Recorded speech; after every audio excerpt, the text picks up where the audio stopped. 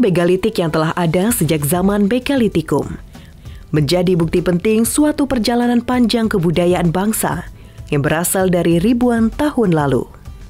Provinsi Sulawesi Tengah menjadi daerah yang sudah dikenal memiliki banyak situs megalitik yang menarik perhatian berbagai pihak, termasuk para ilmuwan dan wisatawan mancanegara. Kawasan megalitik Lorelindu yang ada di Sulawesi Tengah dinilai sangat penting dan menjadi situs megalit tertua di dunia. Oleh karena itu, sejak tahun 2019, Badan PBB UNESCO telah mengeluarkan rekomendasi kepada pemerintah Republik Indonesia dan Pemda Provinsi Sulawesi Tengah untuk mempersiapkan kawasan megalitik Lorelindu dalam pengusulan menjadi warisan dunia hingga tahun 2029.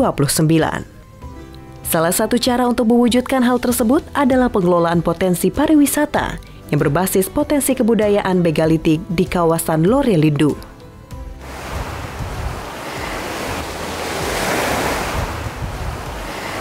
Pemirsa, panorama Sulawesi Tengah begitu sangat mempesona.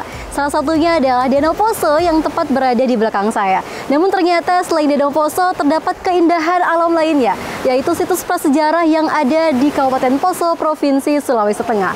Nah, situs ini tersebar di beberapa wilayah kawasan Taman Nasional Lorelindu, seperti Lembah Bada, Lembah Napu, Lembah Lindu, Lembah Behoa, dan juga Lembah Kulawi.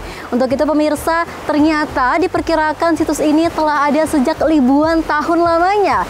Seperti yang ada di situs Megalitikum yang ada di situs Tadulako, di mana situs ini sering dijadikan masyarakat untuk tempat berkemah.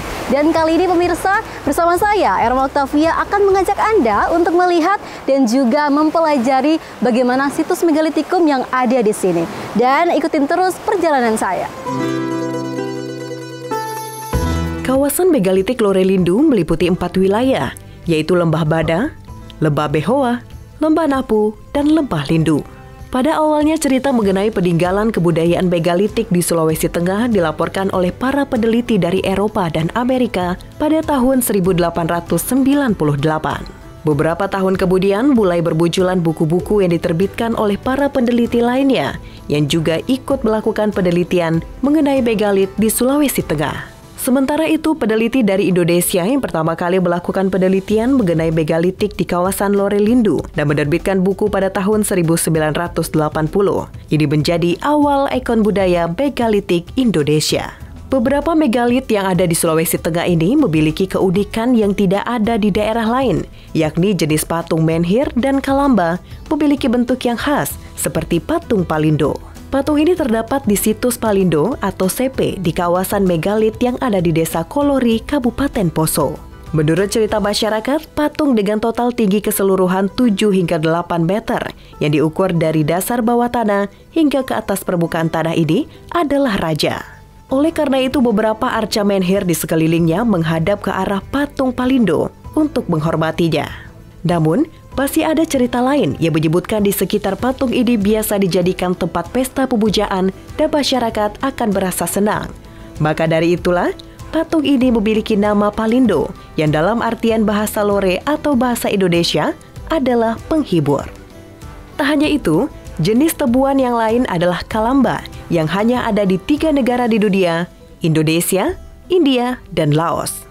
Kalamba diambil dari bahasa Lore kudo, memiliki arti perahu arwah yang digunakan sebagai wadah kubur, sekaligus menjadi media pengantar arwah bagi orang yang meninggal atau mencapai kehidupan yang kekal.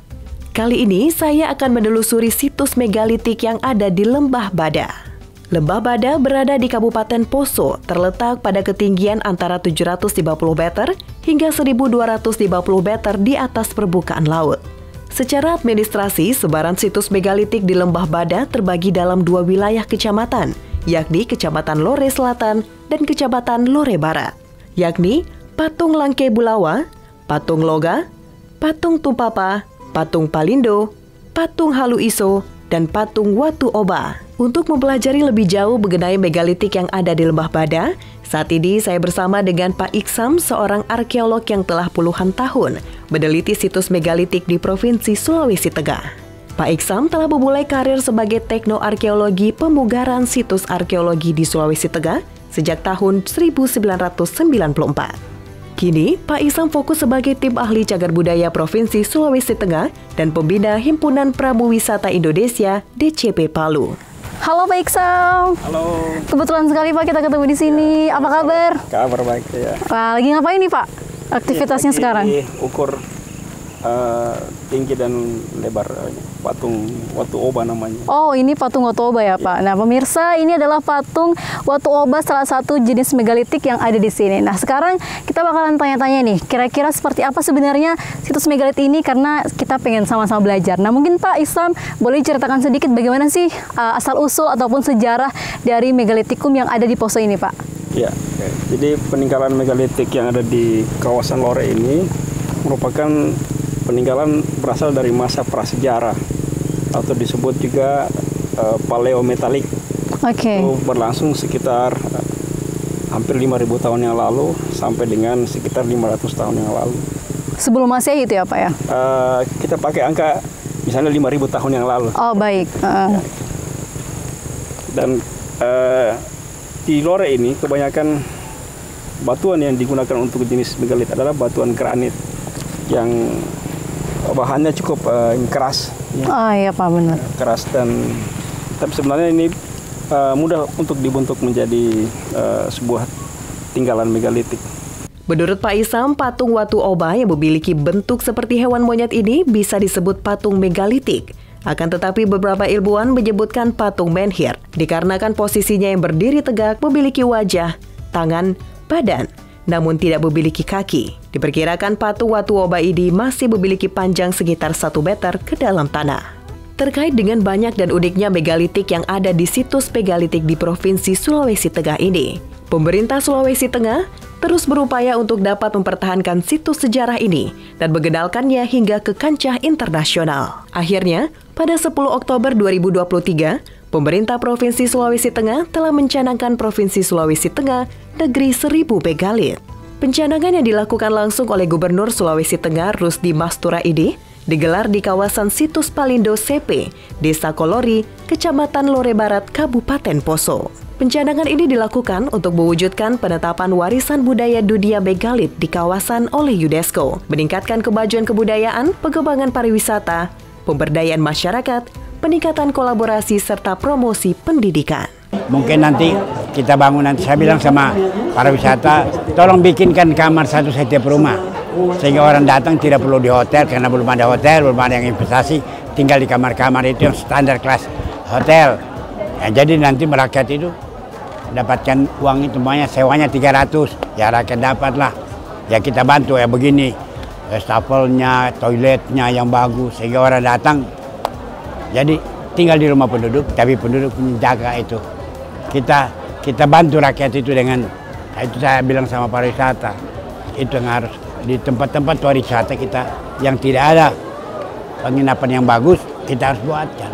Tak hanya Gubernur Sulawesi Tengah, Kepala Desa Kolori Kolim Kawewo juga memiliki harapan yang sama dengan adanya pencanangan Sulawesi Tengah Negeri 1000 Megalit ini. Situs megalit yang ada di Lembah Bada dapat terjaga dan dikenal oleh dunia, serta dengan semakin dikenalnya kawasan ini oleh wisatawan, tentunya diharapkan dapat meningkatkan taraf hidup masyarakat di Desa Kolori.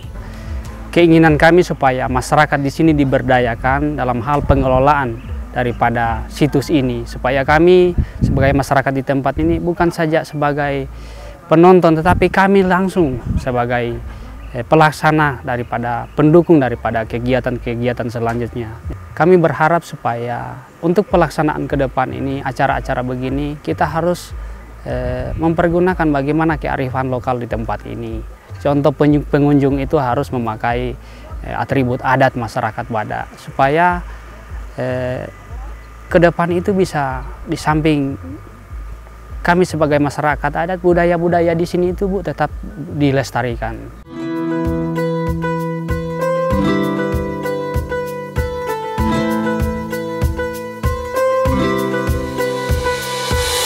Melanjutkan perjalanan saya bersama Pak Iksam, berikutnya kami akan melihat Kalamba dan Batu Dakon yang masih berada satu kawasan dengan patung Watu Oba ini. Batu Dakon yang ada pada zaman dahulunya digunakan sebagai penentu arah atau penentu hari baik. Rasi bintang ini digunakan oleh penduduk prasejarah sebagai panduan waktu yang baik untuk memulai aktivitas pertanian. Jadi bukan saja untuk kalender pertanian, tapi misalnya bagaimana menentukan jam, bulan yang baik atau hari yang baik untuk ritual, misalnya ritual pindah rumah, misalnya seperti syukuran panen gitu.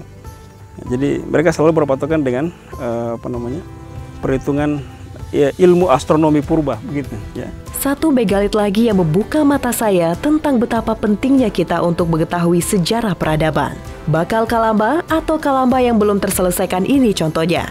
Ada beberapa pendapat yang menyebutkan alasan Kalamba ini tidak diselesaikan, seperti terjadi perang atau musibah gempa bumi di saat pembuatannya hingga adanya penyakit. Namun, masyarakat Lore meyakini bakal Kalamba ini dibuat oleh nenek moyang masyarakat Lore. Dengan ditemukannya bakal Kalamba ini, teka-teki di mana selama ini tentang pembuatan dan dari mana asal megalit yang ada di wilayah Lore ini dibuat telah menemukan titik terang, yakni di kawasan Lore. Nah pemirsa, ternyata setelah dari perjalanan saya di sini, saya mendapatkan banyak sekali cerita dan juga pengetahuan baru nih dari Pak Isam. Terima kasih ya Pak Isam sudah mengajarkan saya dan juga cerita banyak sekali ternyata situs dan juga fungsi dari situs-situs yang ada di sini. Nah pemirsa, itulah tadi perjalanan saya setelah berjalan beberapa tempat untuk melihat situs-situs megalit yang ada di Kabupaten Poso. Dan tentunya harapannya semoga pencanangan ini akan terus berkelanjutan sampai di tingkat nasional dan juga internasional. Dan kita sebagai pemuda harus selalu berkolaborasi dengan pemerintah dan juga masyarakat untuk menjaga dan juga melindungi situs megalitik yang ada di sini. Untuk itu, saya Arma Octavia, salam dari Sulawesi Tengah. Mari kunjungi, lindungi, dan lestarikan. Songgong Puase.